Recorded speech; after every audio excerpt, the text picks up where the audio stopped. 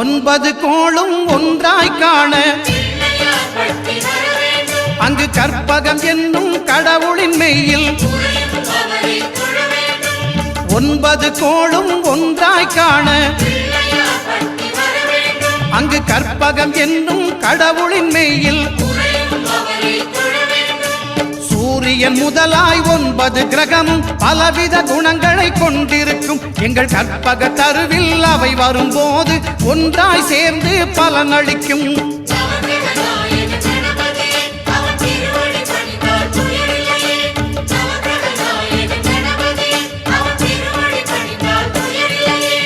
ஒன்பது கோளும் ஒன்றாய் காண